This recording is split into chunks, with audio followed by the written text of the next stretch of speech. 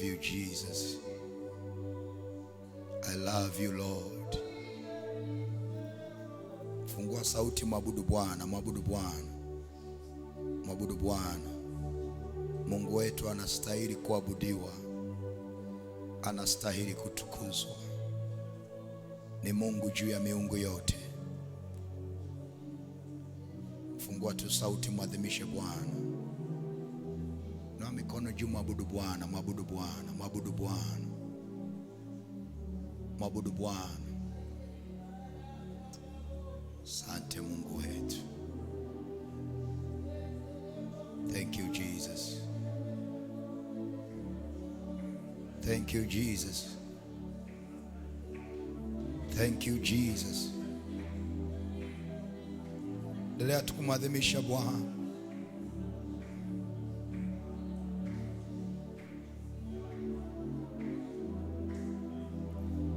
Endelea tukumwadhimisha Bwana jioni ya leo. Usinyamaze. Fungua sauti yako, mwabudu Bwana. Mwabudu Bwana.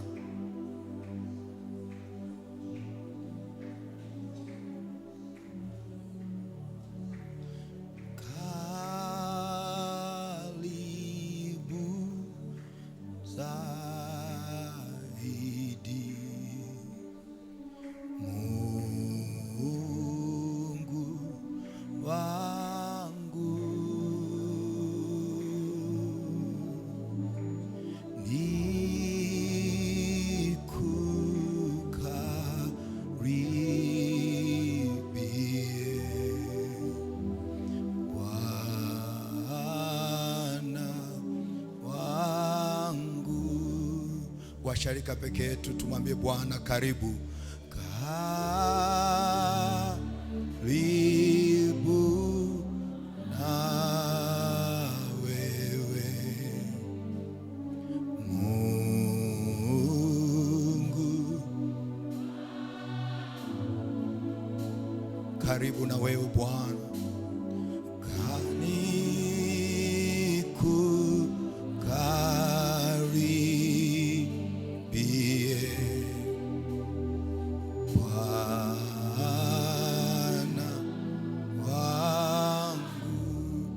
Mwambie tena karibu na wewe kwa sauti, mwambie Bwana karibu na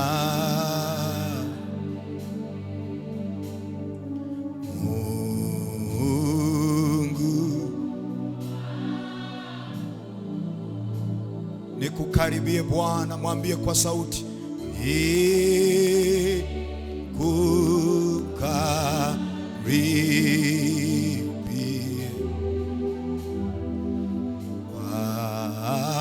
Weka tena mikono, ongeza sauti juu kwa Bwana. Karibu na wewe, mwambie tena kwa sauti karibu na wewe Mungu wangu. Rabo shandarabasi. Nikukaribie Bwana jioni ya leo. Rabo shenderererereba, rabo shekarararabo sikatalaraba. Inua tena mikono juu, mwambie tena karibu na wewe Bwana, karibu. Karibu na Mungu wangu, Mungu wangu, hey. Mwambie Bwana rabo shenderererereba. Ukijiachilia kwa Bwana unapokea nguvu, unapokea nguvu. Mwambie kwa sauti siku zote,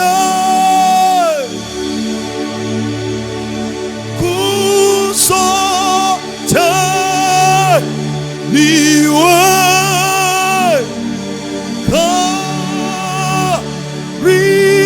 karibu.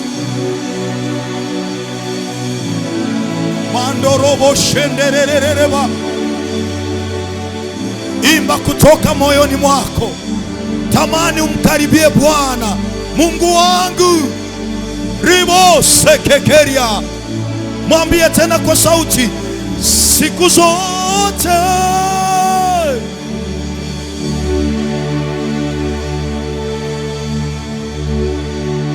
niwe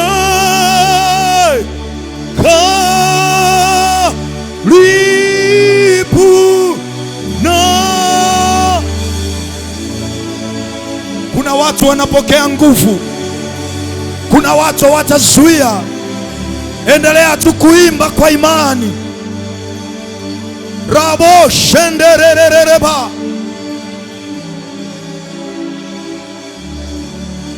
Siku zote, siku zote niwe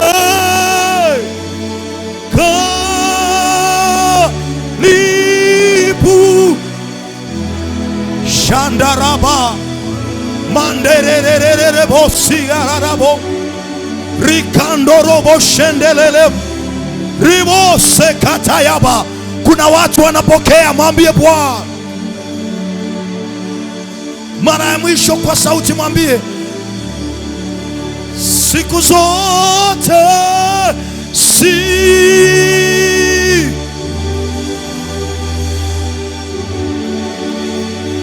niwe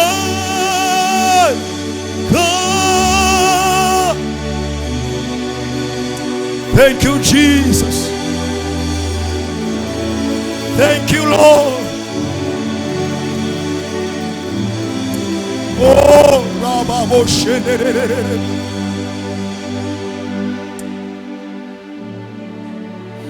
Inua mikono juu, endelea kuomba kwa Bwana. Fungua sauti yako, endelea kuomba kwa Bwana. Paza sauti yako, endelea kuomba kwa Bwana. Rabo shanda la la rabo serererere basha rekendererere bo shanda la la babo serererere. Endelea kumadhimisha Bwana.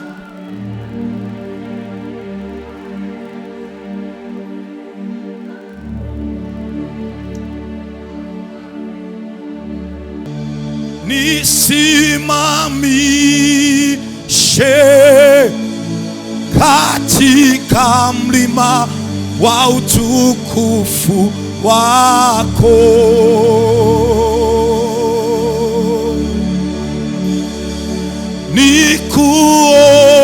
nikuone ukipanda na kushuka.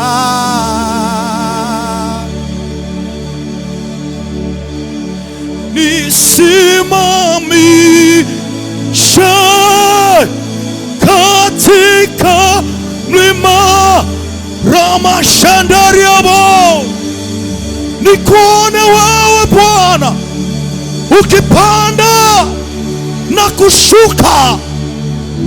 Kanderererere bashandayaba, ili uyabadilishe maisha yangu Bwana.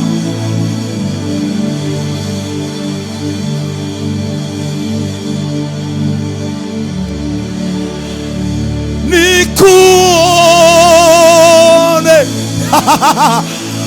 ukipanda na kushuka.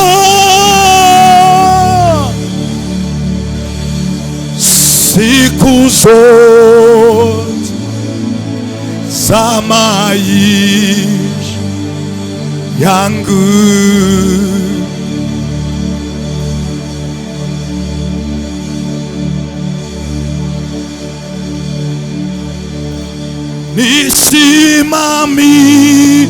nisimamishe katika mlima. Kuna watu anawasimamisha kwenye mlima wa utakatifu wake. Utamuona kama Yakobo alivyoona malaika wakipanda na kushuka, wakayabadilisha maisha yake. Na wewe maisha yako yanabadilishwa leo. Hautakuwa kama ulivyokuwa, hautabaki kama ulivyokuwa.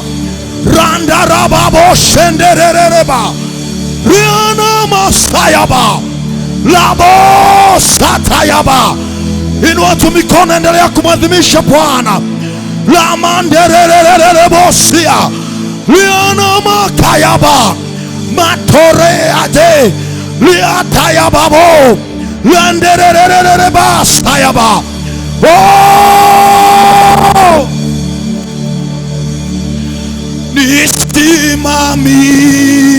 nisimamishe katika mlima wa utukufu wako,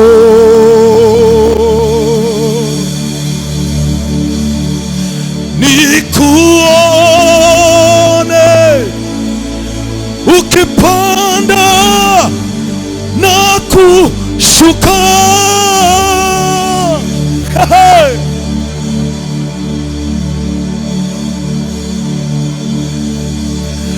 Acha harufu yako iene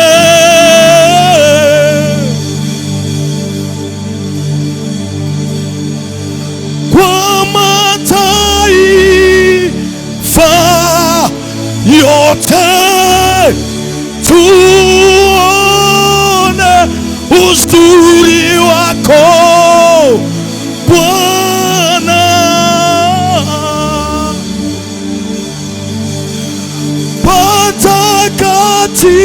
Patakatifu pako, acha harufu yako, harufu yake inaenea, harufu yake inaenea, harufu yake inaenea. Raba korianda raba sendereba, nena kwa lugha, nena kwa lugha.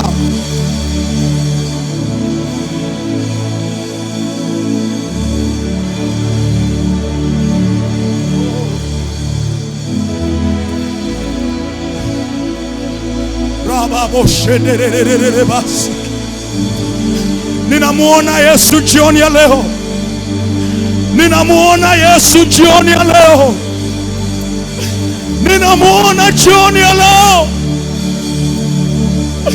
ninamuona leo.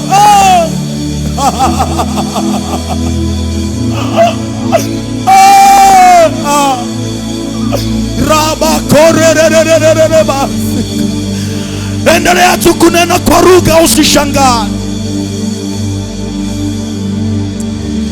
Endelea tu kuomba kwa Bwana.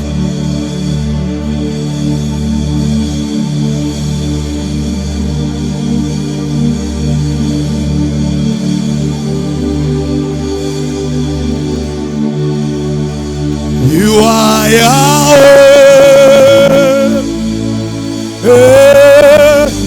You are Yahweh. You are Yahweh. You are Yahweh. You are Yahweh. Alpha and Omega. You are Yahweh, Yahweh.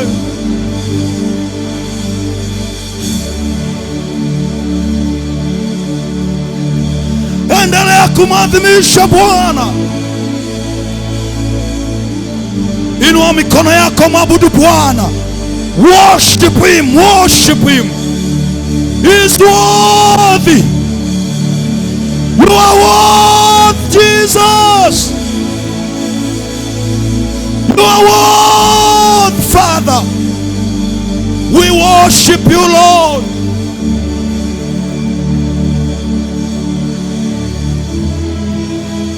Endelea kumadhimisha Bwana, usishangae.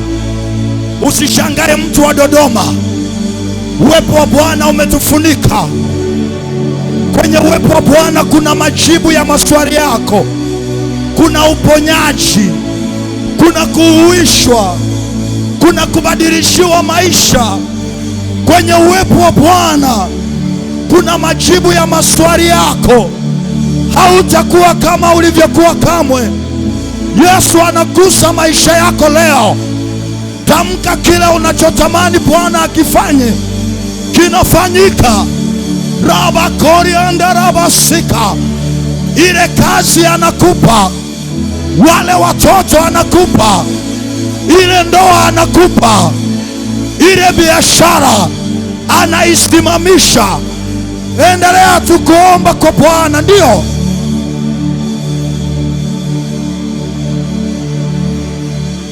endelea kumadhimisha Bwana.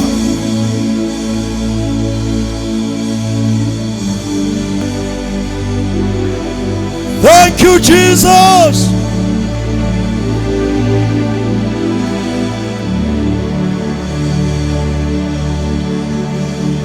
Na iwe maombi, na iwe maombi, na iwe maombi,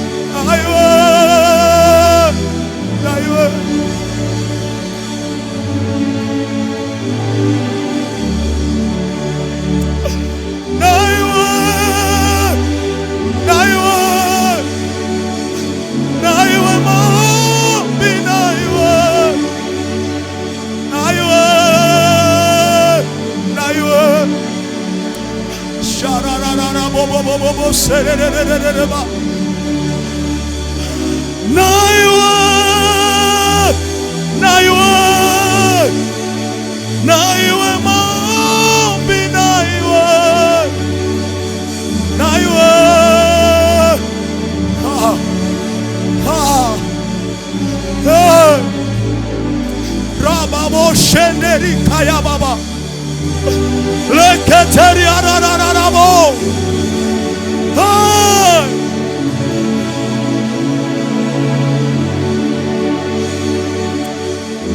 Wewe ni mzuri Bwana. Na iwe maombi, na iwe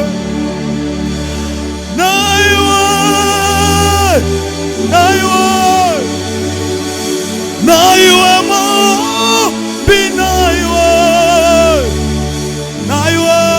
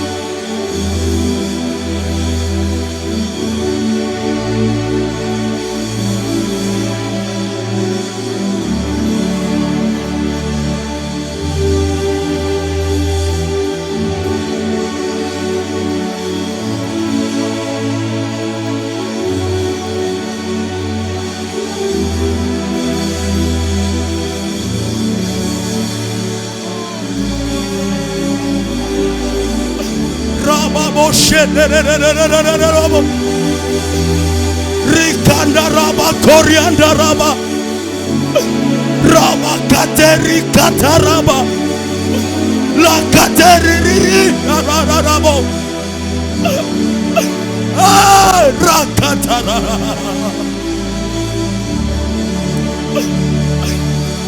risakata la na na na na bo shende le ba.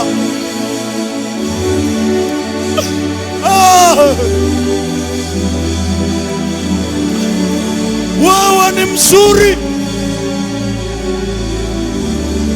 Mwinulie tu Bwana mikono, endelea kuomba. Ijaze nyumba hii na maombi jioni ya leo. Ijaze nyumba hii na maombi jioni ya leo. Ijaze na maombi.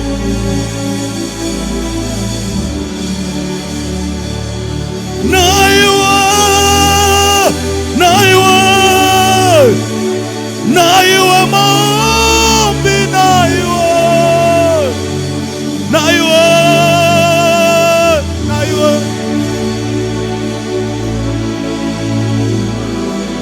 Mwinulie Bwana mikono. Nguvu za Mungu zimetufunika. Kuna watu maisha yao yanabadilishwa. Uchumi wako unabadilishwa. Kazi yako inabadilishwa. Ndoa yako inabadilishwa. Unavyoendelea kumwita Yesu, maisha yako yanabadilishwa. Hautakuwa kama ulivyokuwa.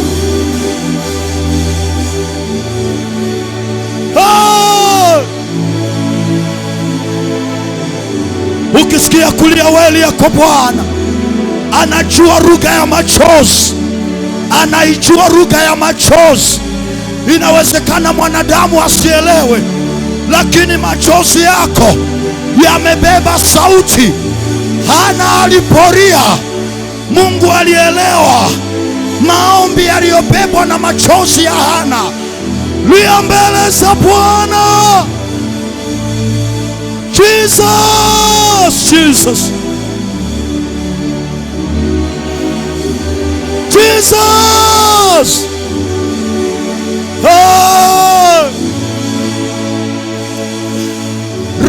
Raketerererereba shanderereba rikateri anderia babo rarerera rabo risera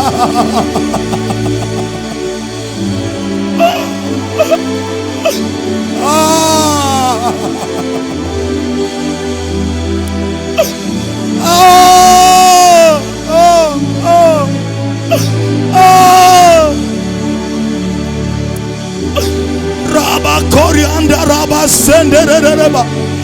Kuna watu wanapokea miujiza yao. Kuna watu yale maombi unajibiwa leo. Ule muujiza wako Yesu anakupa leo. Hautatoka kama ulivyoingia. Anayagusa maisha yako. Anayagusa maisha yako. Ribo sakatalalala shandere keteria babo.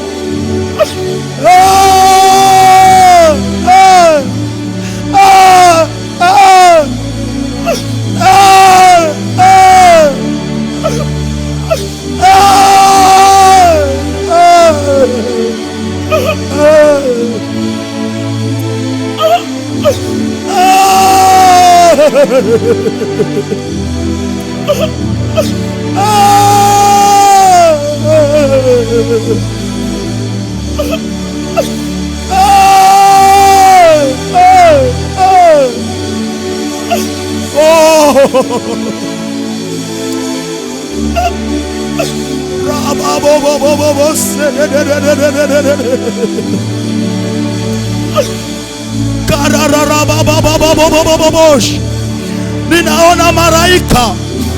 Ninaona malaika wakishuka. Ninaona malaika waliobeba uponyaji.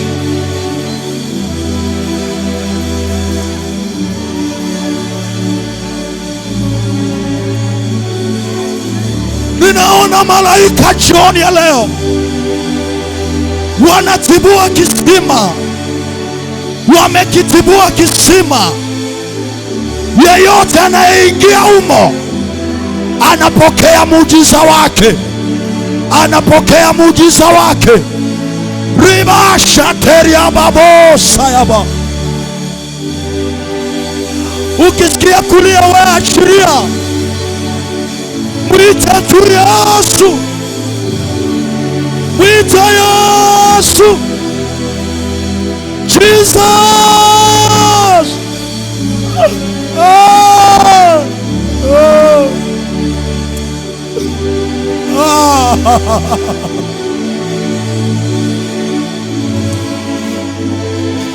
Wewe ni mfalme wa utukufu,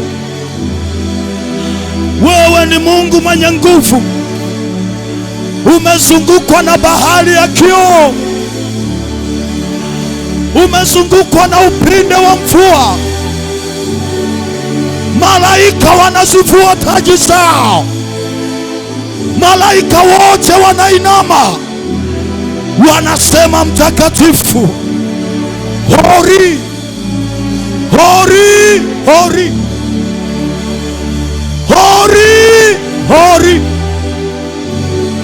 Na sisi tunaungana nao, tunaungana nao jioni ya leo tukisema mtakatifu ni wewe, mwana kondoo uliyechinjwa ukamnunulia Mungu watu wa kila kabila, watu wa kila lugha, watu wa kila jamaa, ukawafanya kuwa makuhani na wafalme, nao wanamiliki juu ya nchi.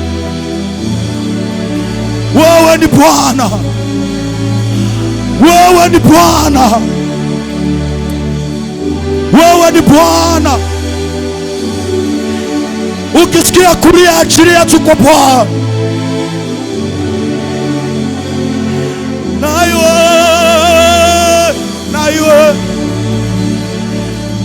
iwe maombi, na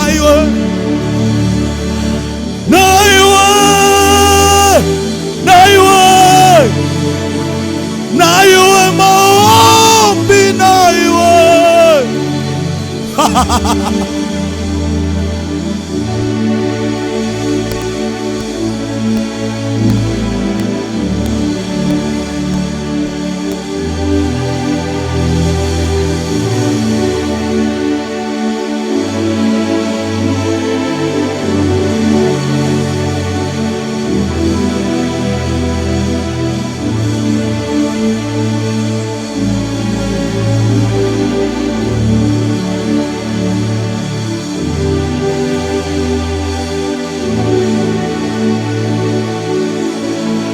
endelea tukuomba kwa Bwana. Raba korianda raba sererereba renderererebo sheke raba korianda raba karianderereba riamanda raba korianda raba saya reketeria ba koriandereba raba korianda raba seke rakataraba koriandariaba.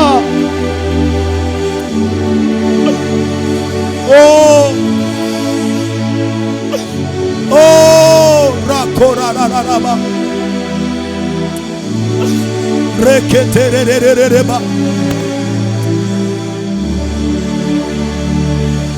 naiwa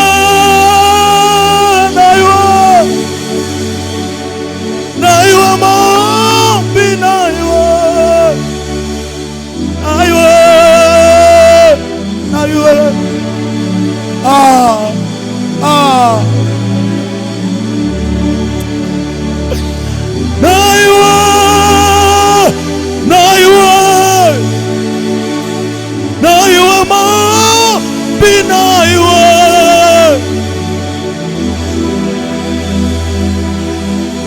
Mwinulie Bwana mikono, usishangae. Mwabudu Bwana, mwabudu Bwana.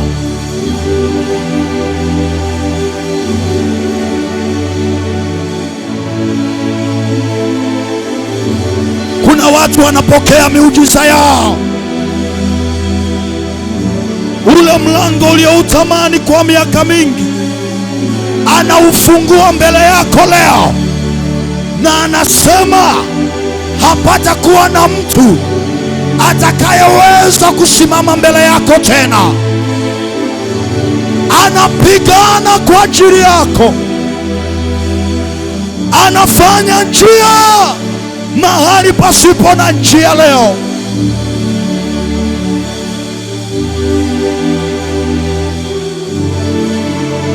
Alisimamisha bahari ya Shamu, maji yakasimama na wana wa Israeli wakapita, na bahari iliyosimama mbele yako anaikausha leo. Anafanya njia pasipo na njia. Hautafia hapo, hayo maji hayatakugarikisha.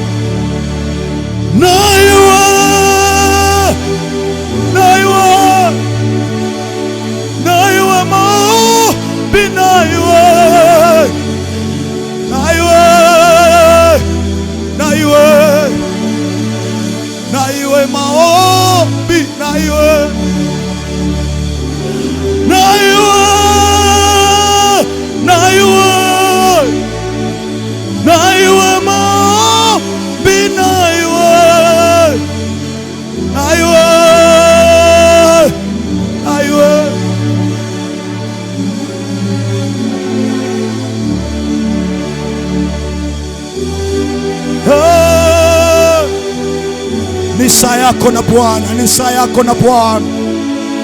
Mwambie maneno ya sirini yanayotoka katika uvungu wa moyo wako, katika virindi vya moyo wako.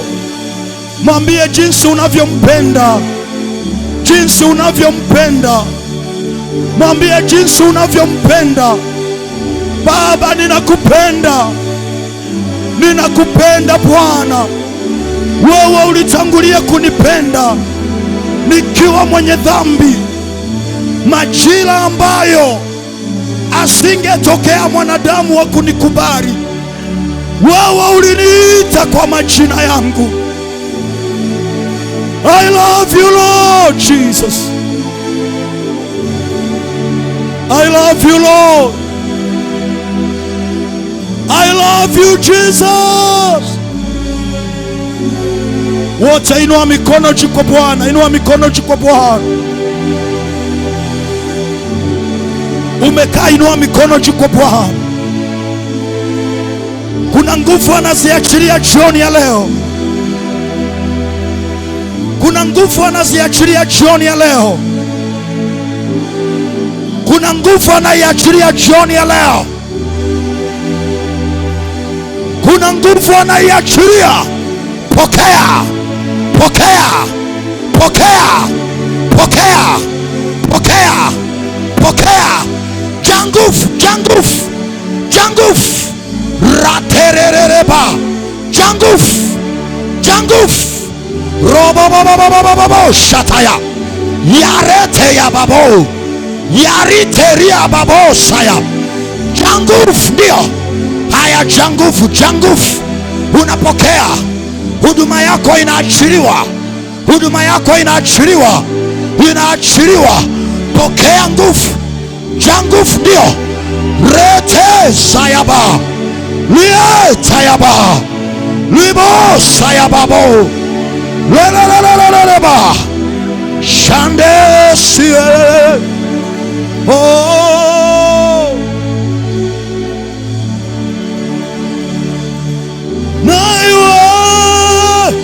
Naiwe. Inua tu mikono, endelea kuomba.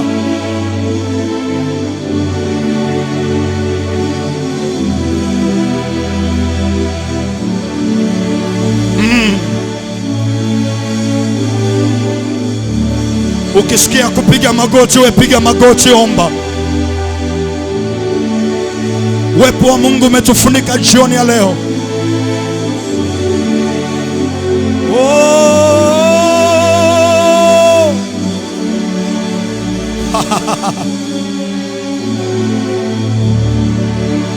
Ita tu Yesu, ita Yesu, Yesu. Usikatishe hilo wingu lililoko juu yetu.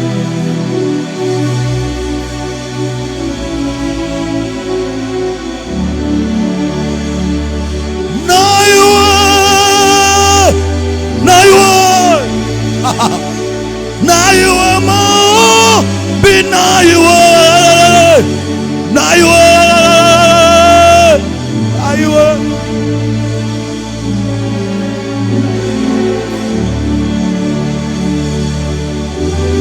Kuna mama anapona kansa kwenye tumbo. Hiyo kansa inayeyuka.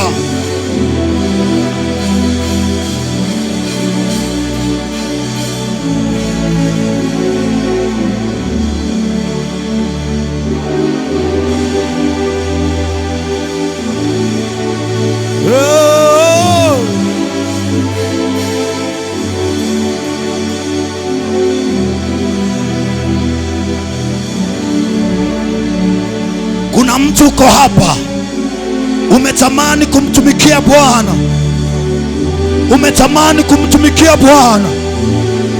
Leo anaachilia mafuta juu yako, anaachilia mafuta juu yako, na huyo mtu anapokea nguvu, anapokea hayo mafuta, anapokea.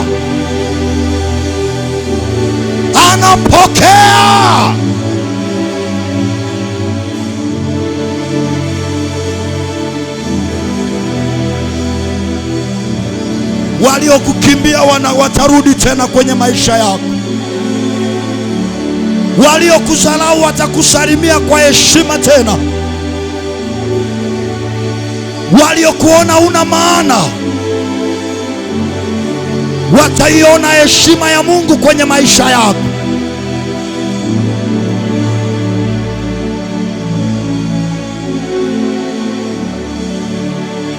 Endelea tu kuomba,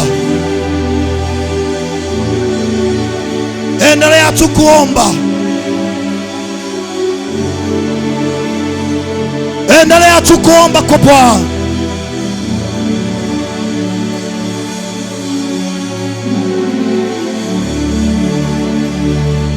Endelea tu kuomba kwa Bwana, na lile unalotamani akufanyie liseme kwenye uwepo wa Bwana, litafanyika. Haleluya, haleluya, haleluya, haleluya, haleluya.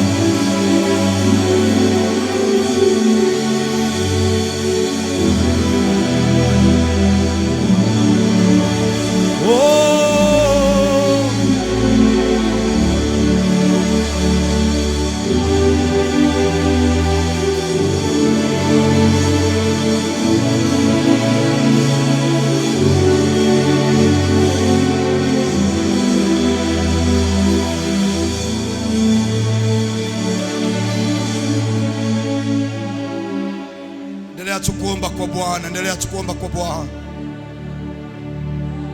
endelea kuomba kwa Bwana.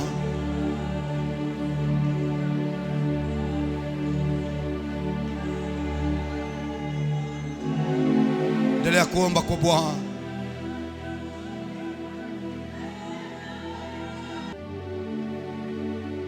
Tafakari tu wema wa Bwana.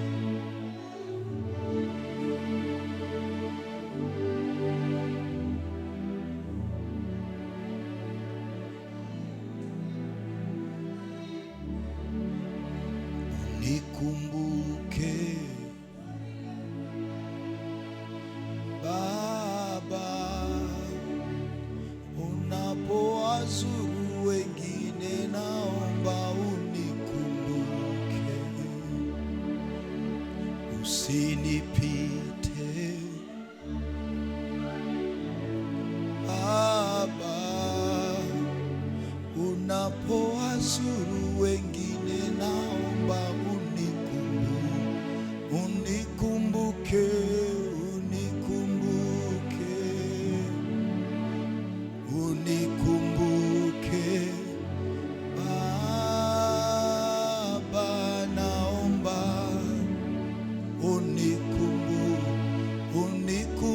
unikumbuke, unikumbuke, unikumbuke Yesu, naomba ongeza sauti, unikumbuke,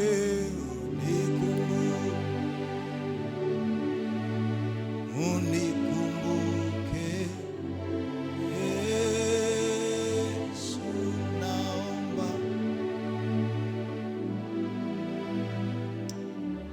Pigia Yesu makofi mazuri. Thank you Lord. Inua mikono juu kabisa kwa Bwana, mpigie makofi mazuri. Yeye ni Mungu. Naomba dada uje. Jo. Simama hapa. Simama hapa, inua mikono juu. Nyosha mikono kwa huyu dada, tuombee huduma yake. Kuna mahali Mungu anatamani kumpeleka. Naomba mtu asimame nyuma hapa. Kuna mahali Mungu anakupeleka. Kuna mahali Mungu anakupeleka. Kuna mahali Mungu anakupeleka. Pokea nguvu, pokea neema. Pokea. Yes, pokea neema, pokea, pokea. Pokea. Pokea. Pokea. Yes, unapokea, unapokea. Unapokea. Touch. Touch. Yes. Yes. Yes. Yes. Yes. Naona sauti yako ikisikika kwenye mipaka ya Afrika. Kwenye mipaka ya Afrika. The mighty name of Jesus. Pokea. Naweza mkambeba, mpelekeni huko, aendelee kuatamia hicho kitu. Aendelee kuomba. Nyanyueni vizuri, aendelee kuomba, aendelee kuatamia hicho kitu.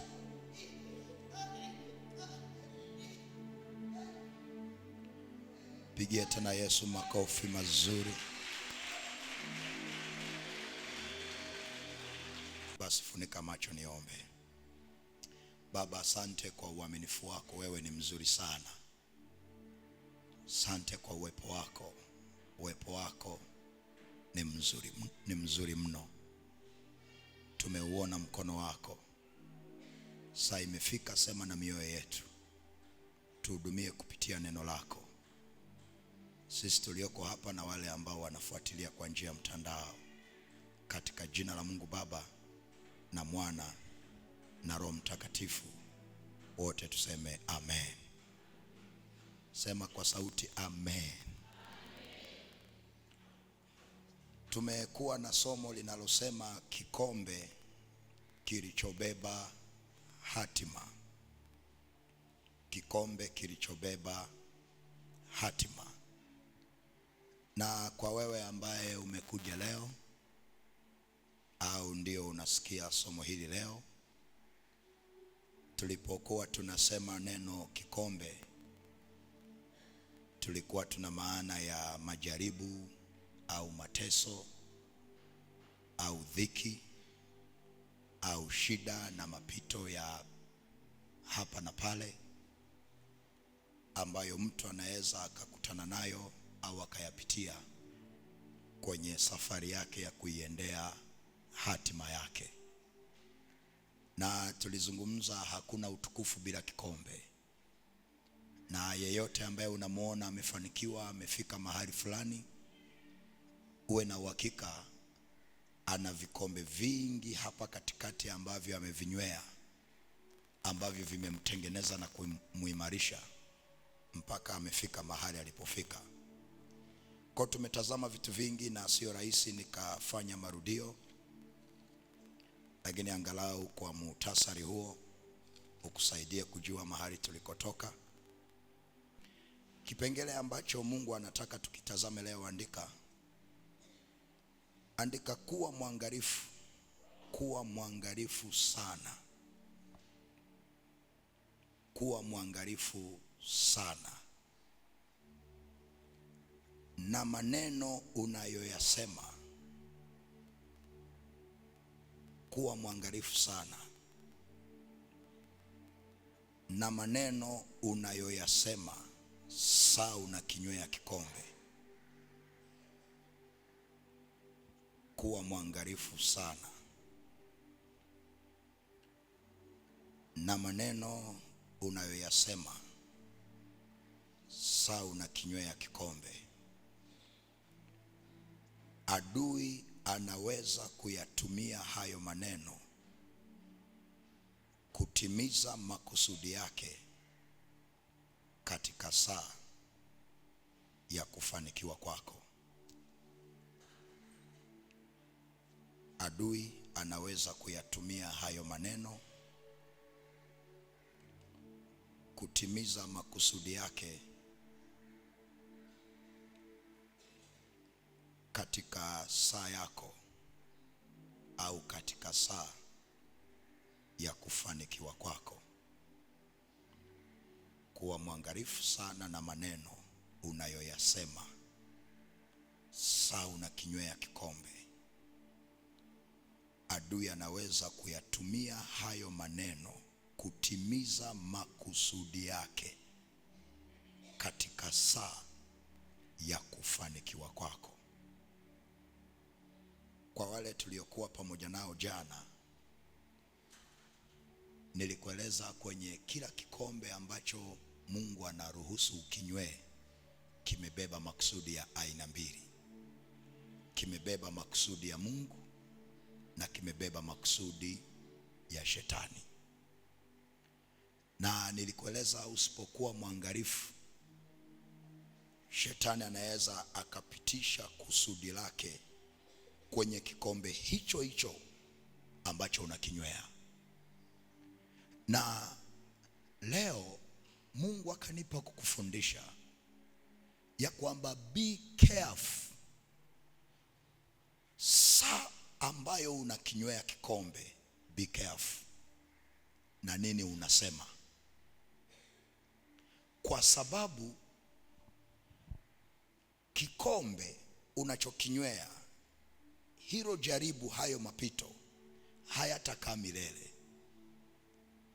Ni mahali tu ambako Mungu anakupitisha, ambako lazima utavuka.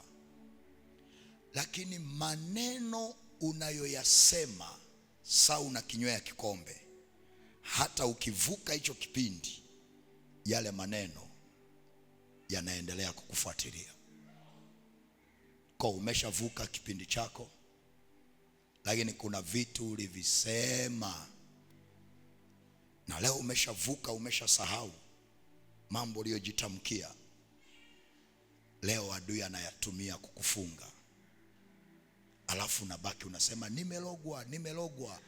Nataka ufahamu, adui namba moja wa maisha ya mtu ni kinywa chake mwenyewe. Adui namba moja wa maendeleo yako ni kinywa chako. Adui namba moja wa mafanikio yako ni kinywa chako. Kwa sababu Biblia inasema hivi, katika ulimi wako kuna nguvu ya mauti na kuna nguvu ya uzima. Na Biblia inasema yeye aupendaye ulimi atakula matunda yake. Na kuna watu wengi ambao tumeyaharibu maisha yetu kwa sababu ya maneno tunayojitamkia, kwa sababu ya maneno tunayosema. Sijui kama nitaolewa, sijui kama nitatoboa, sijui kama nitapata ile kazi. Yaani mimi ni wa hapa hapa, mimi siwezi kupona ugonjwa, siwezi kupona, yaani kazi siwezi kupata, mimi sijui kama nitaolewa, yaani siwezi kupata wa kumuoa au wa kunioa. Unajitamkia bila kujua kwamba maandiko yanasema umetegwa kwa maneno yako na umekamatwa kwa maneno ya kinywa chako. Kwa hiyo chochote unachotamka, unachosema, nyuma yake kimebeba nguvu. Ukijitamkia maneno ya kushindwa, nguvu ya mauti na nguvu ya kushindwa inaambatana na lile neno ulilojitamkia. Kwa hiyo baadaye unavuna matunda ya maneno uliyojisemea. Na ndio maana ukifuatilia waliofanikiwa kwenye maisha, hawanaga neno kwamba haiwezekani. Hawanaga neno kwamba mimi sina bahati. Hawanaga neno kwamba mimi ni wa kushindwa. No. Hata kama haiwezekani, atakwambia acha nikajaribu, maana najua inawezekana. Hata kama haoni njia, anakuambia tu wacha niende, na mimi njia itatokea tu. Njia itatokea, nitavuka. Lakini kuna mwenzangu na mimi pale siwezi kupita, hata sijisumbui. Acha tu wafanye wengine wenye bahati, mimi sina bahati. Hayo maneno adui anayakamata, anakufunga. Na kuanzia hapo maisha yako yanaanza kuharibika. Kuanzia leo unaponisikia, badilisha unachosema ili ubadilishe maisha yako. Nasema badilisha unachosema ili ubadilishe maisha yako. Hata kama unaona giza, wewe sema tu let there be light. Hata kama hauoni njia, wewe tamka tu imeandikwa, Bwana atafanya njia mahali pasipo na njia. Hata kama unaona vita ni kubwa kiasi gani, wewe sema tu vita si vya kwangu, vita ni vya Bwana. Bwana atanipigania na mimi nitanyamaza kimya. Leo nakuombea kila maneno uliyowahi kujitamkia yanayokwamisha maisha yako leo yafutike kwa jina la Yesu Kristo wa Nazareth. Sema amina. Sema amina kwa sauti. Sasa angalia kitabu cha Yeremia 22. Yeremia sura ya 22 na ule mstari wa 21. Yeremia sura ya 22 na ule mstari wa 21. Anasema hivi, 22:21.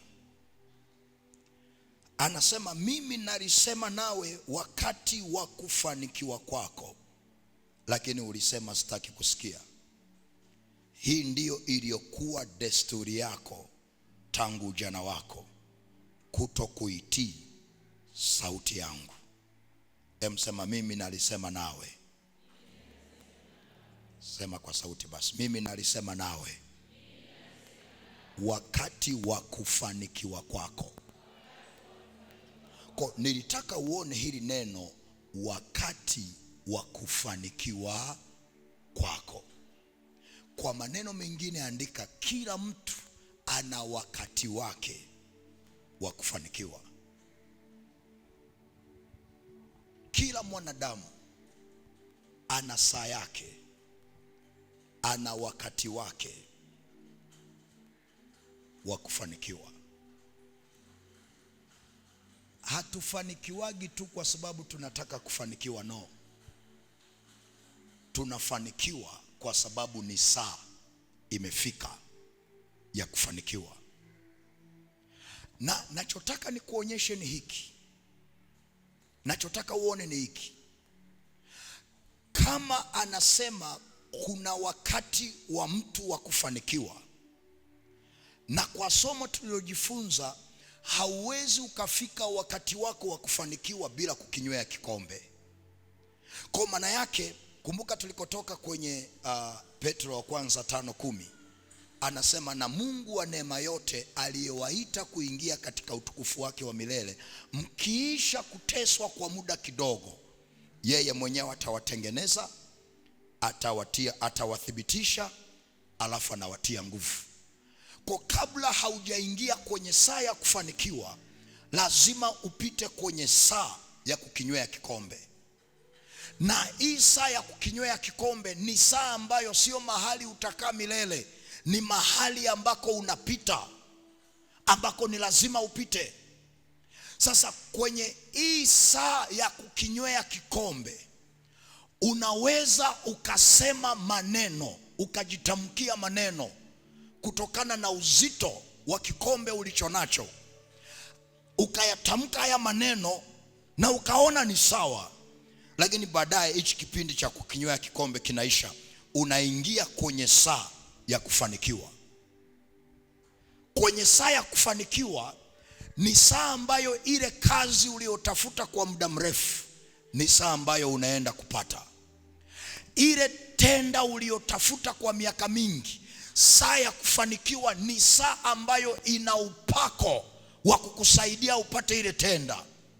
Sasa adui anachofanya, anachukua yale maneno uliyojitamkia kwenye saa ya kukinywea kikombe, anakuja kwenye saa yako ya kufanikiwa, anakuwekea zuio. Anamwambia Mungu, kumbuka, angalia, alijisemea mwenyewe kwamba hawezi kuolewa. Alijisemea mwenyewe hawezi kupata kazi popote. Alijisemea mwenyewe kwa maneno yake hawezi kupona. Kwa naomba uniruhusu niachilie mauti kwenye saa yake ya kufanikiwa kama alivyojitamkia. Na ndio maana nikasema be careful. Mwambie jirani, kuwa mwangalifu. Tazame usoni, msaidie kumtikisa, mwambie kuwa mwangalifu. Haleluya. Sasa angalia kitabu cha Yakobo sura ya 5 mstari wa 13. Alafu nitaomba tusome pamoja kwa sauti. Hii ni muhimu sana hii. Yakobo 5:13. Msaidia anaangalia yaliomo. Kitabu cha Yakobo kiko baada ya kitabu cha Mwanzo. Kitoka Mwanzo unaingia Yakobo.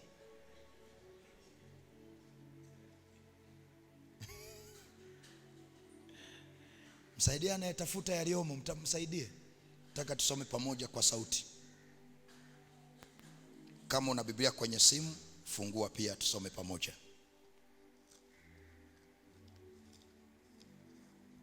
Haleluya. Kama paona sema amina. Kama paona sema amina kwa sauti. Aya, tusome wote kwa sauti kubwa, twende.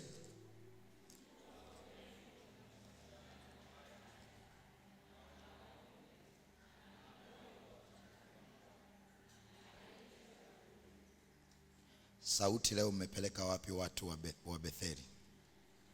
Leo mmepoa jamani, mpaka mnanitisha. Aya, tunasoma kwa sauti kubwa kabisa. 1, 2, 3, twende.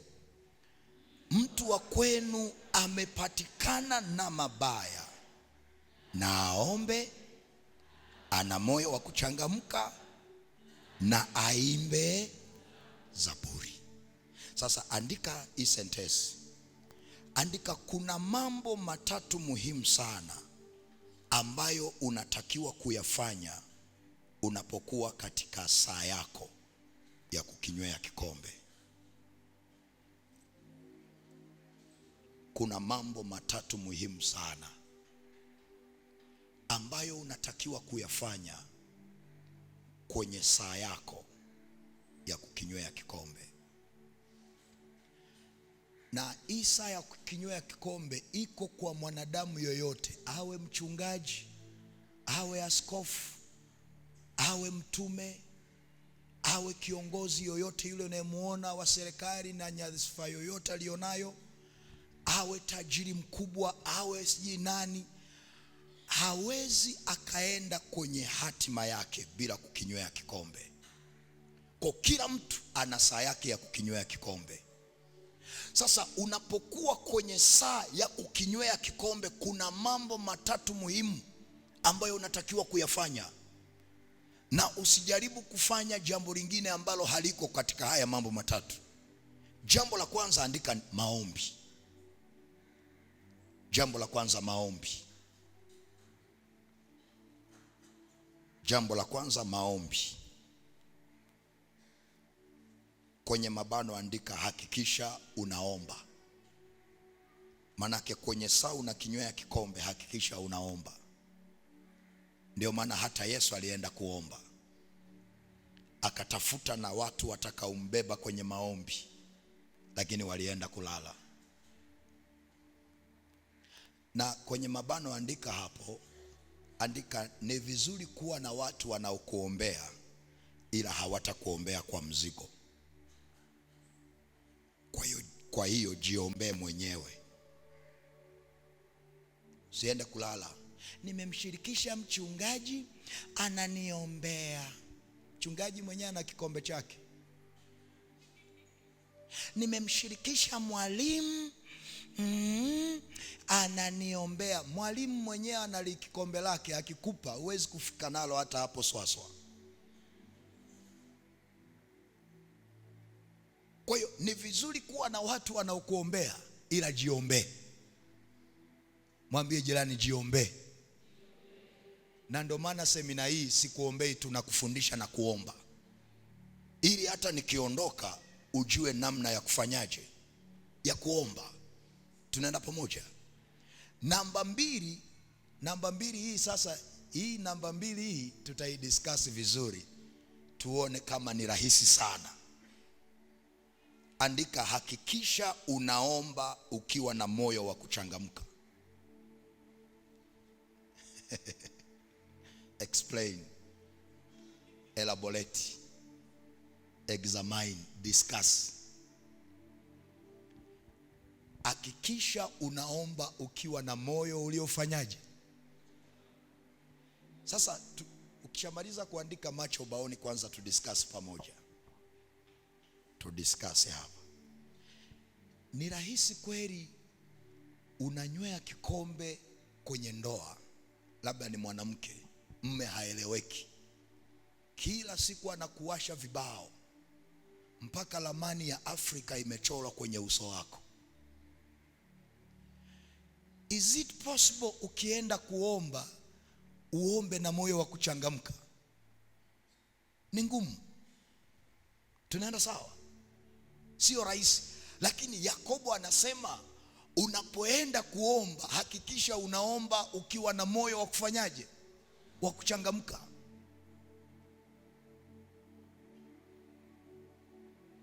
Okay. Kuna mzee wetu mmoja wa imani, sitamtaja jina lakini utafahamu, ambaye amekuwa baraka kwenye nchi yetu hii ya Tanzania. Kuna kipindi akiwa kwenye huduma alifiwa na mtoto. Bwana asifiwe. Alitufundisha kitu kikubwa sana, kwamba kuhubiri injili na kuiishi injili ni vitu viwili tofauti. Unaweza ukahubiri injili lakini usiishi. Lakini yeye alikiishi anachokifundisha. Baba wa watu, maiti iko mochwari, madhabahuni anacheza kuliko mtu mwingine yeyote yule. Wengine waliosikia hiyo taarifa wanazimia, lakini yeye ana moyo wa kuchangamka. Sio kiatu chepesi. Lakini maandiko yanasema mtu akipatikana na mabaya na aombe. Na anapoenda kuomba asiombe akiwa na huzuni moyoni. Anatakiwa aombe akiwa na moyo wa kuchangamka. Namba 3, andika hakikisha unaimba zaburi.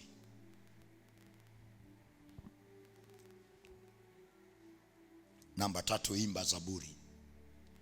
Kwa hauoni mahali popote akisema lalamika au nungunika. Hakuna mahali aliposema, si ndio? Ametupa mambo 3. Cha kwanza omba, cha pili hakikisha una moyo wa kuchangamka, cha 3 hakikisha unaimba zaburi. Paulo na Sila walipokuwa gerezani wamefungwa, wanakinywea kikombe, mule gerezani wamekutana na wafungwa waliowahi kuwahubiria injili wakaokoka, alafu wakarudi nyuma.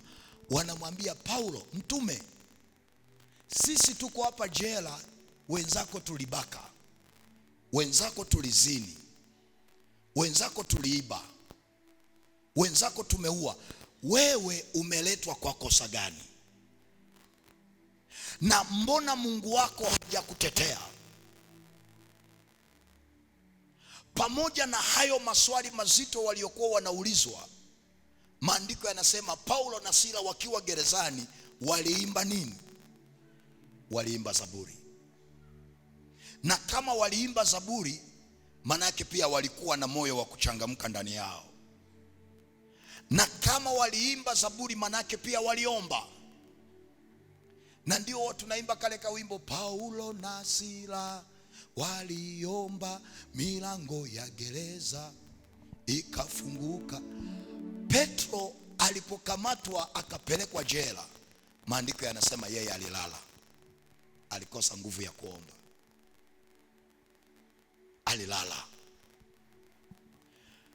Kuna watu wengi anapopita saa ya kukinywea kikombe, cheka anachosema,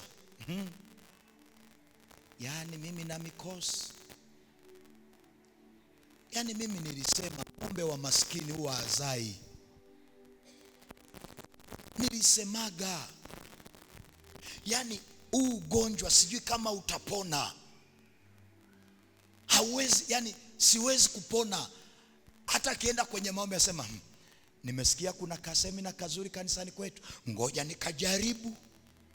Kwa kuna mtu umekuja kujaribu uone kama utapona. Na Mungu aponye wanaokuja kujaribu. Anawaponya wanaosema naenda. Sihitaji kujuana na mwalimu, sihitaji kuongea na mwalimu, lakini nikigusa upindo wa vazi lake nimepona. Si ungesema amina? Msalimia aliyekuja kujaribu kama anaweza kapona. Mwambie shalom shalom. Tazame usoni aliyekuja kujaribu kama anaweza kapona. Tazame usoni. Ukiona hatabasamu, ndo huyo amekuja kutest. Amesikia kuna tester. Haleluya. Sasa Biblia inasema hivi, unapopita kwenye saa ya kukinywea kikombe, cha kwanza omba. Una moyo wa kuchangamka. Ukiona yote yamekushinda, kuliko ufungue kinywa uanze kuongea maneno ambayo ukivuka shetani atayatumia kukufunga. Maandiko yanasema imba zaburi. Imba zaburi. Ni kweli unapita mahali pagumu, hauoni njia, wewe jiimbie tu. Maana kwako kuna kila jibu la kila swali la moyoni. Saa hiyo unaimba kwa sababu ukiangalia huoni mpenyo wowote wa kuvuka, huoni uhakika wowote wa kupona, huoni uhakika wowote ule wa kuvuka salama hapo. Lakini kuliko unungunike, maandiko yanasema imba zaburi, imba zaburi, imba zaburi.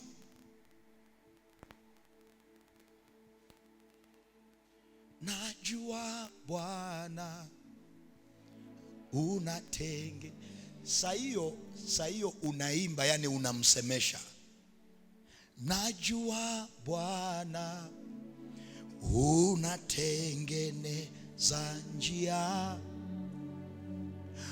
unatengeneza njia kwa. Shetani anasubiri umkufuru Mungu, uone kama vile Mungu amekuacha. Anashangaa tu unatembea unaimba, alipo Yesu yote yanawezekana. Alipo Yesu yanaweza. Shetani anakuja anakuzomea, anakupa ushuhuda wa watu waliowahi kupita kwenye kikombe kama hicho unachopitia. Anakuambia fulani alipita hapo hakupona, fulani alipita hapo aliishia kwenye aibu, fulani alikutana na changamoto kama ya kwako hakuvuka. Anakuletea hayo maneno kwenye nafsi yako, anasubiri ukufuru. Anashangaa, nitakaa nyumbani mwa Bwana siku zote zama, hakika hakika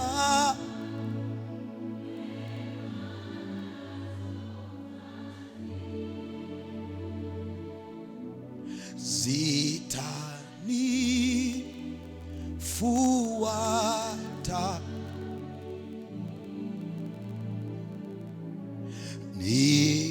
nitakaa. Sijaona wanaoimba zaburi kwa kumaanisha siku zote.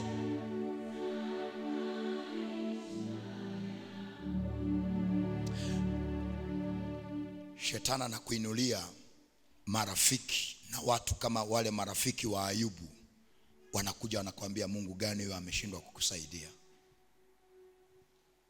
Umemtolea sadaka, unaachaga kazi uende kwenye maombi, unajitoa kwenye kazi za kanisa, lakini amekunyamazia. Achana naye. Anakuinulia watu wanakuambia, achana na huyo Mungu, twende atakuwa mganga.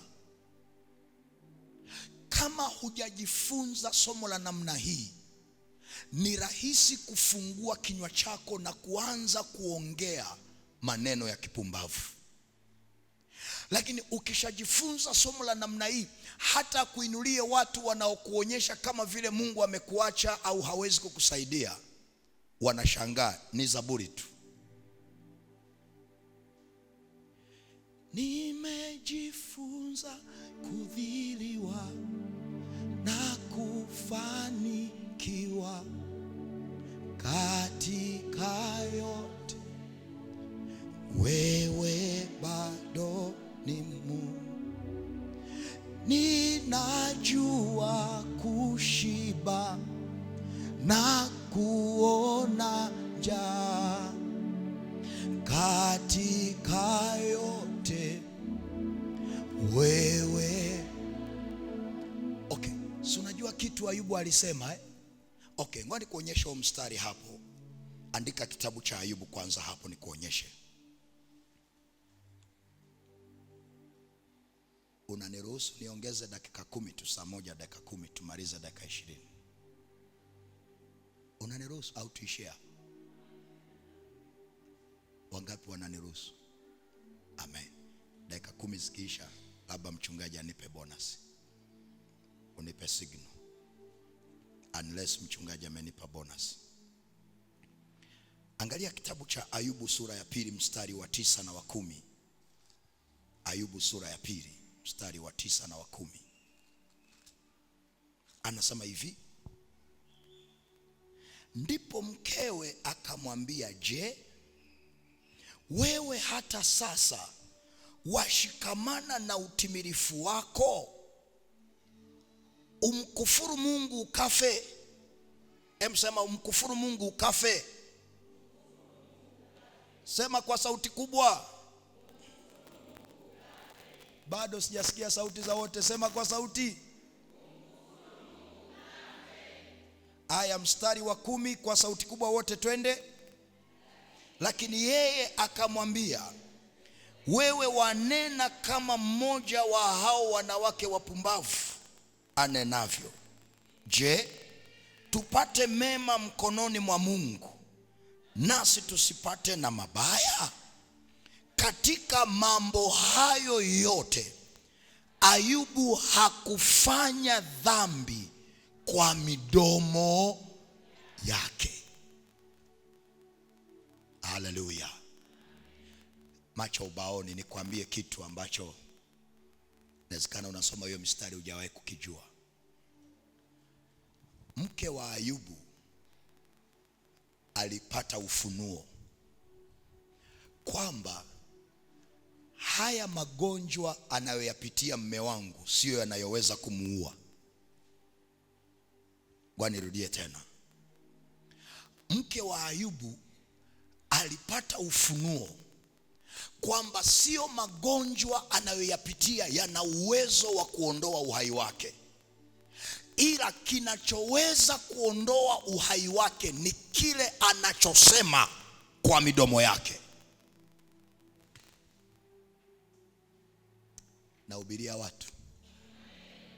Nahubiria watu hapa. Ngoja nirudie tena. Mke wa Ayubu alielewa ya kwamba sio ugonjwa unaoweza kuondoa uhai wa nani? Wa Ayubu. Na ndio maana alipata ufunuo ya kwamba kama atakufuru atasema kwa midomo yake. Kama akikufuru ndio ule ugonjwa unapata uhalali wa kumuua. Lakini kama hata kufuru kwa midomo yake, ugonjwa hauna nguvu ya kummaliza. Na ndio maana kuna mtu uko hapa, hayo madeni hayana nguvu ya kukumaliza mpaka umetamka kwa midomo yako.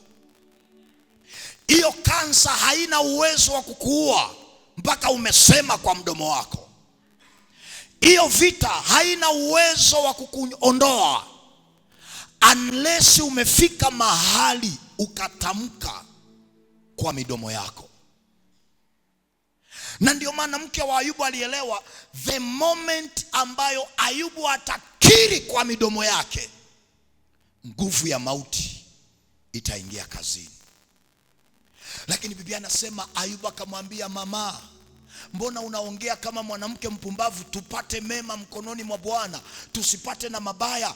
Maandiko yanasema katika mambo hayo yote Ayubu hakufungua kinywa chake na kuongea neno lolote baya. Ungekuwa wewe sasa, tazame kwanza alivyokaa. Ungeanza, Mungu wangu mbona umeniacha mimi katika tabu zote hizi, dalalala, maisha yangu ni ya mashaka, kwani sina la, nimekosa amani. Bwana nimekuwa kichekesho.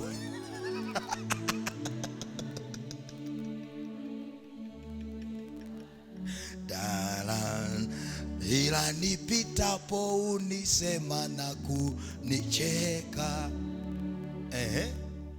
Wananizuishia maneno ya uongo, jamani, mimi Bwana, dalalala.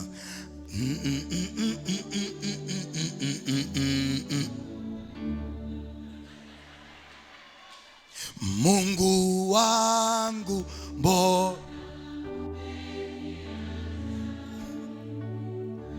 Haleluya. Bwana asifiwe. Punga mkono kama mnanielewa. Sasa angalia, andika Zaburi ya 46 mstari wa kwanza. Zaburi ya 46 mstari wa kwanza. Zaburi ya 46 mstari wa kwanza. Zaburi ya 46 na ule mstari wa kwanza. Nitaomba kama kuna mtu ana Bible ya Kiingereza nipate microphone ambaye anaweza akatusomea hicho Kinyakyusa. Kama una Biblia ya King James Version utatusomea huu mstari kwa sauti, alafu tutakuwa tunamalizia hapa kwa leo. Kama una Biblia ya Kiingereza King James Version, nyosha mkono juu na unajua Kinyakyusa vizuri. Hakuna hata mmoja Betheri. Jesus.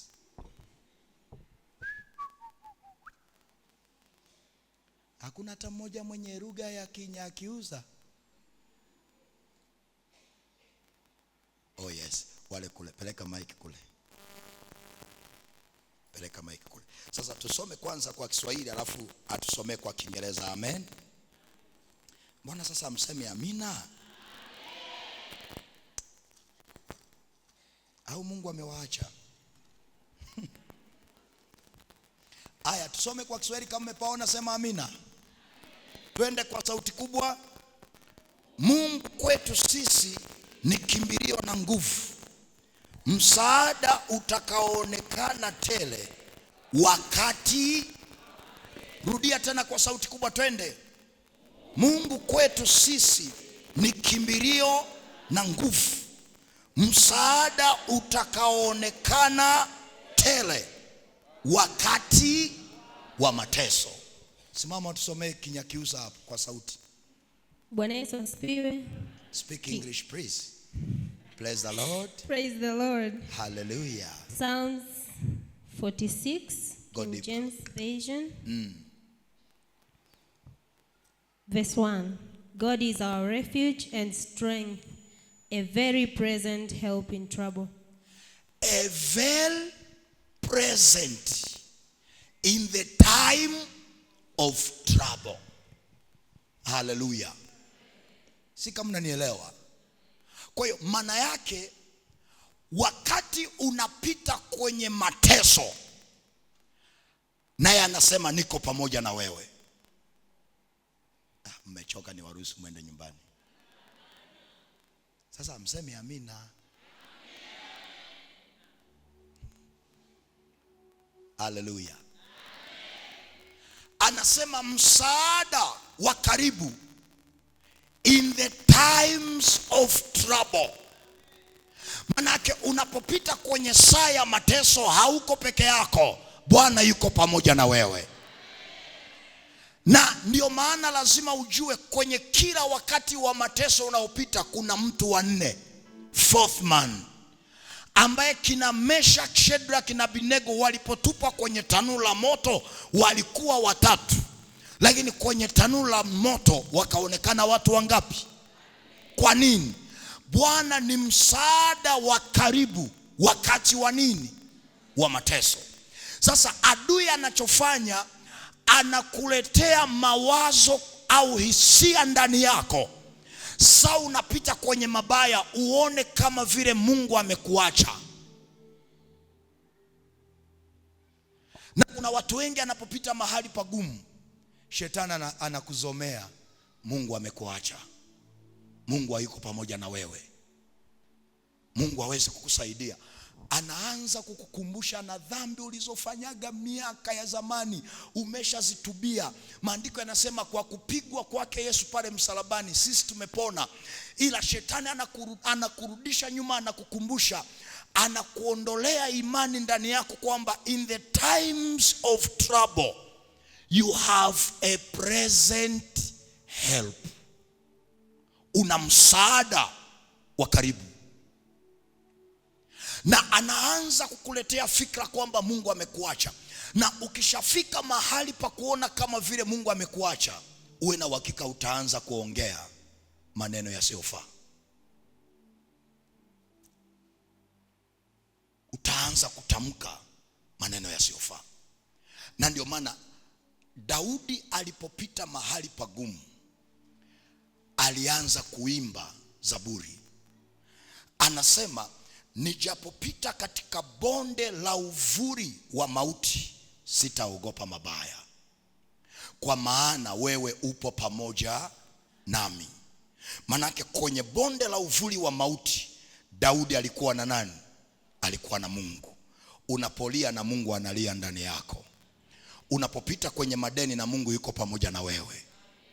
Si kama naongea na mtu. Unapopita kwenye saa ya kuachwa na Mungu yuko katikati yako, yuko pamoja na wewe. Yeye ni msaada wako wa karibu.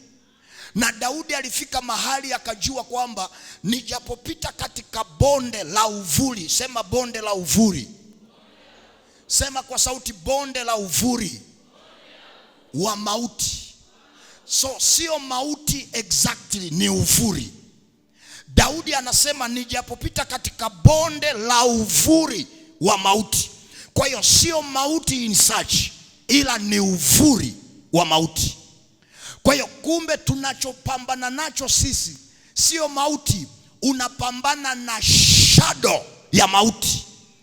Unachopambana nacho kwenye uchumi sio hasara, ni uvuli wa hasara. Haleluya. Na Daudi anasema kwa sababu Bwana yupo pamoja nami, sitaogopa. Maana gongo lako na fimbo yako vyanifariji. Alafu anasema waandaa meza mbele yangu machoni pa watesi wangu. Kwa nini? Yuko pamoja na wewe. Sema amina kama unanielewa. Kwa hiyo ili uanze kusema maneno ya kukufuru, adui anakuondolea uhakika wa uwepo wa Mungu pamoja na wewe katikati ya mabaya. Na kama tulivyojifunza, ukifika mahali pa namna hiyo, uhakika wa uwepo wa Mungu kwako umepotea, kuliko uanze kusema imba zaburi, Bwana u sehemu rafiki yangu wewe,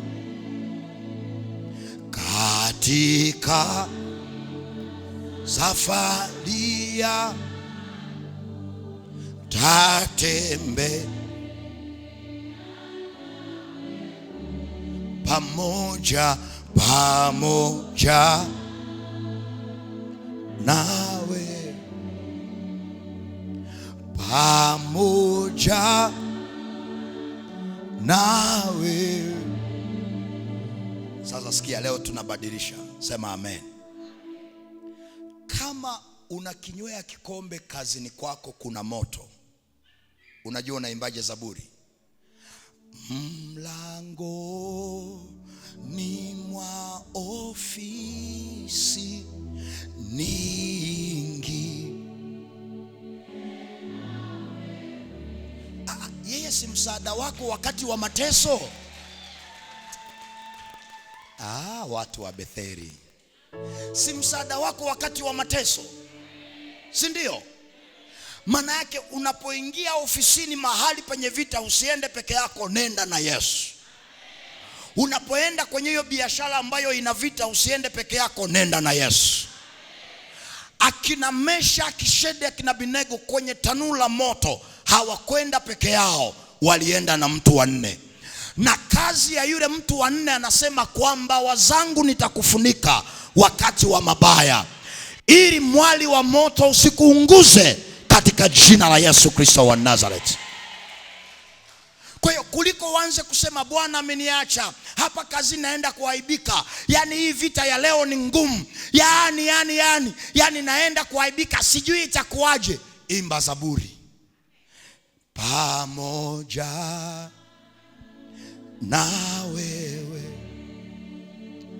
pamoja na wewe, mlangoni mwa ofisi, mlango ni mwa ofisi ningi. Ongeza tena sauti, pamoja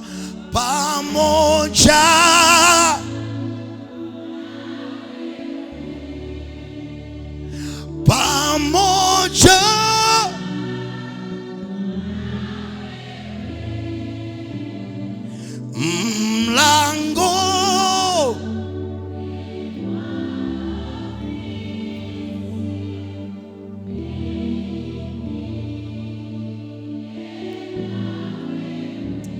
pigie Yesu makofi mazuri.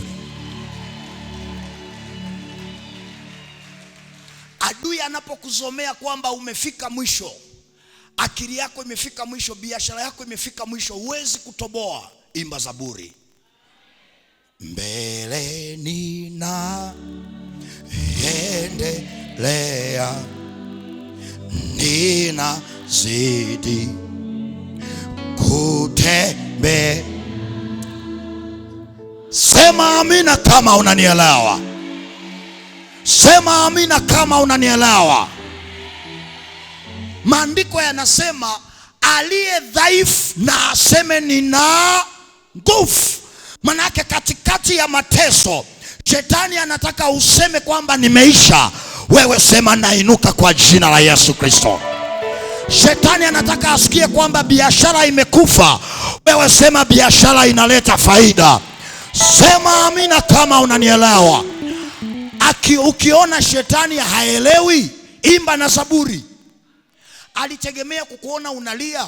Fanya na vitendo vya imani. Imani bila matendo, mwonyeshe kabisa. Mbeleni endele, ninazidi kute maombi yasiki. Bwana nipa, Bwana, Bwana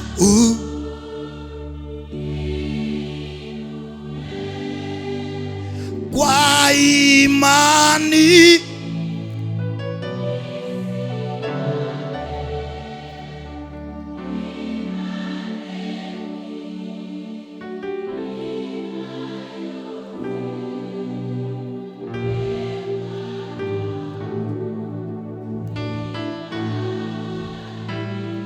pigie Yesu makofi mazuri. Watu wa Betheli sema amen. Sema amina kama unanielewa. Sema kuanzia leo. Sema kwa sauti, kuanzia leo kinywa changu hakitasema kushindwa, kitasema tumaini nililonalo kwa Bwana, ya kwamba nijapopita katika bonde wa uvuli wa mauti, sitaogopa mabaya, kwa maana ninao msaada wa karibu, na yeye atanivusha. Sema sitafia hapa. Wangapi wanasema hawatafia hapo? Wangemshangilia Bwana kwa vigelegele. Hiyo kansa haitakuua, hiyo biashara haitakufa, hiyo vita haitakumaliza. Wataanguka wengine lakini sio wewe, watapotea wengine lakini sio wewe. Wangapi wananielewa hapa? Sema amen. Sema amen. Wangapi wanavuka leo? Sema nainuka tena. Sema nainuka tena. Sema amen. Gonga na watu wawili watatu, waambie imba Zaburi. Waambie kwa sauti, imba Zaburi, imba Zaburi, imba Zaburi. Wangapi wataimba Zaburi hapa? Wangapi wataimba Zaburi hapa? Sema amina kama unanielewa. Sema ehe. Shetani anakuinulia watu wa kukuchochea ukufuru. Kufuru ufe, kufuru ufe. Wanashangaa, ninamjua aliye mwamba, aliye nioko ni Bwana. Ninamjua aliye, sijaona wanaomjua aliye mwamba. Ninamjua aliye mwamba.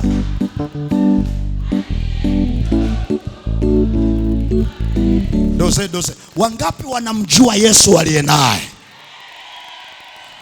Bado sijasikia. Wangapi wanamjua Yesu aliye naye? Bado. Wangapi wanamjua Yesu aliye naye? Pigie Yesu vigelegele. Haleluya. Wanapokukamata wanakutupa kwenye tanuru la moto, unawaambia namjua niliyemwamini, ya kwamba hata kwenye moto anaweza kaniagizia msaada. Sema amina kama unanielewa. Wanasubiri utalialia, wanashangaa ni nyimbo tu. Jina la Yesu ni ngome yangu, jina. Makofi ya juu twende. nitamkapo jina hili, nitamkapo jina. Waimbaji mko wapi? Jina,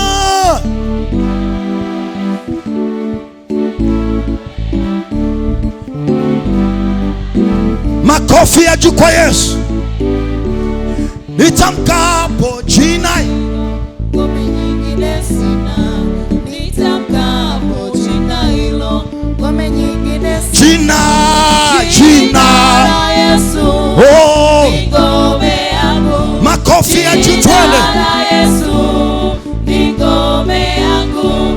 Nitamkapo jina hilo, ngome nyingine sina. Nitamkapo jina hilo, ngome nyingine sina. ninamjua aliye mwamba, aliyeniokoa ni Bwana Yesu.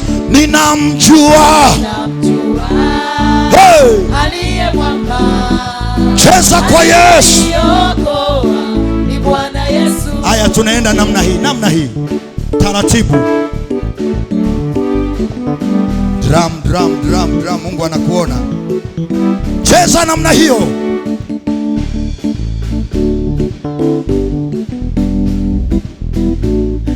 1, 2, 3, twende.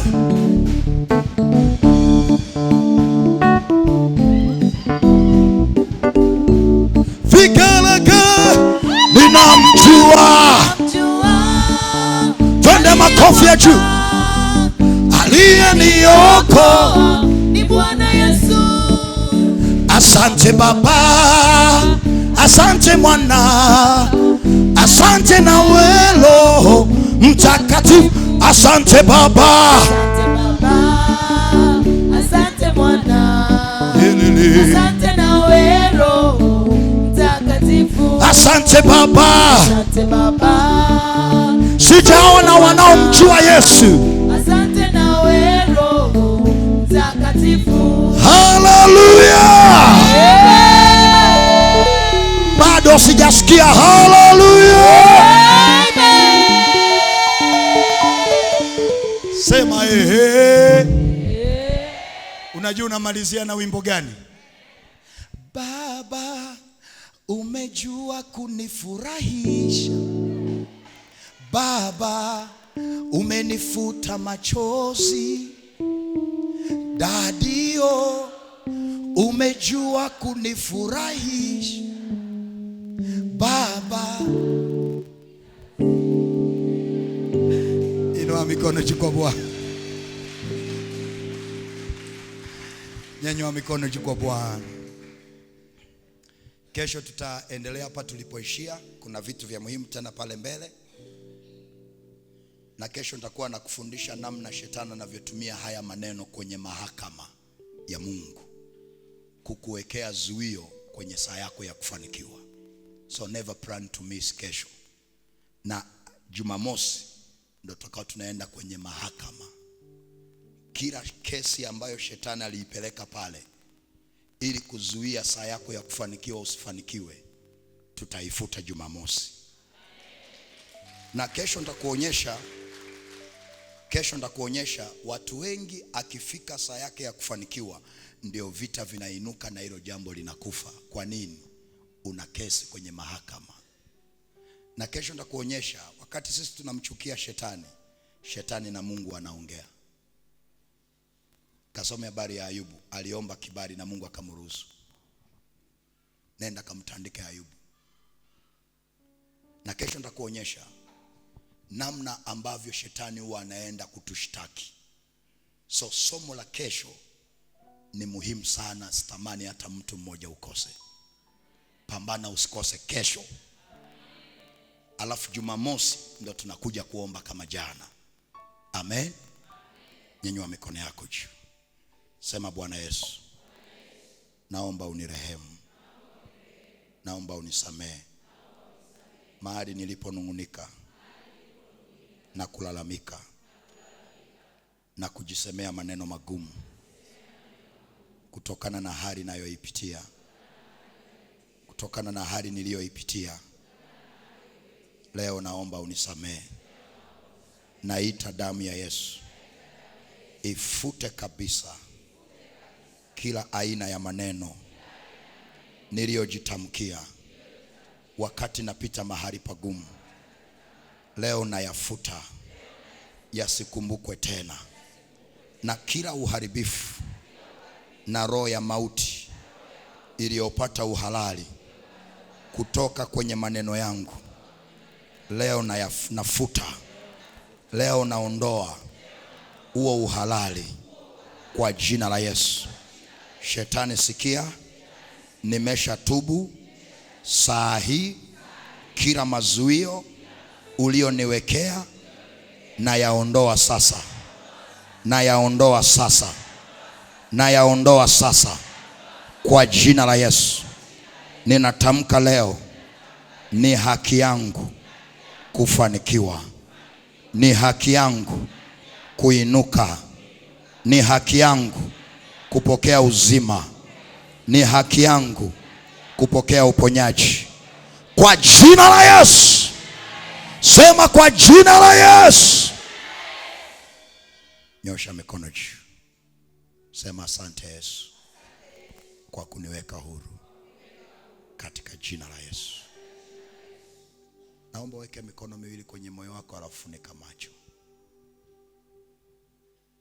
Baba, katika jina la Yesu, ninaomba jioni ya leo neema ya wokovu kwa wale ambao waliokoka wakarudi nyuma, na wale ambao hawajaokoka bado. Shetani, achia maamuzi ya hawa watu waseme ndio kwa Bwana.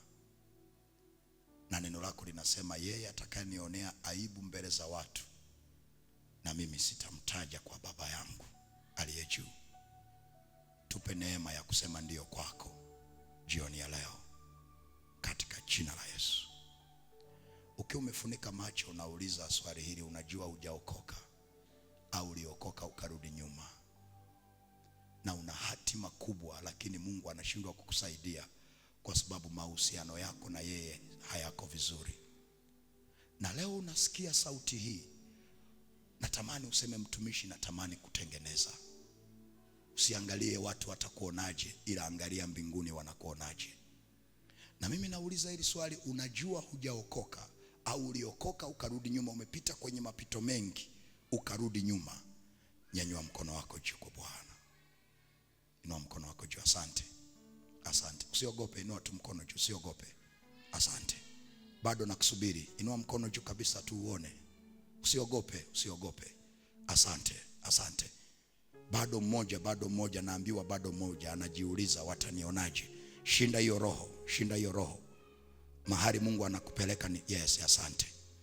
Ninaomba tukiwa tumefunika macho, wewe ulionyosha mkono, chukua hatua ya imani kuja hapa mbele ili tuweze kuomba pamoja na wewe. Chukua hatua ya imani, usiogope, usiogope. Chukua hatua ya imani. Asanteni. Wow, thank you Jesus. Na wewe uliyeko huko, chukua sadaka yako. Tunapoombea hawa, tukimaliza tunaunganisha na sadaka na tutapokea baraka na tunamaliza pamoja. Narudi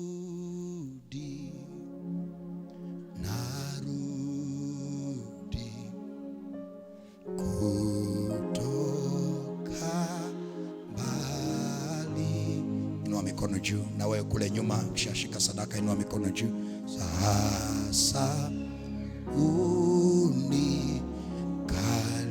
unikaribishe Bwana, narudi, narudi, narudi, narudi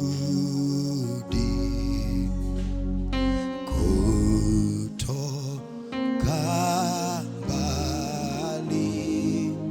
Sasa Bwana, sasa unikaribishe Bwana. Wote tuinue mikono juu. Uliyeko hapa mbele na kule nyuma, inua mikono juu. Fuatisha isala, fanya kama ya kwako. Sema, Mungu Baba.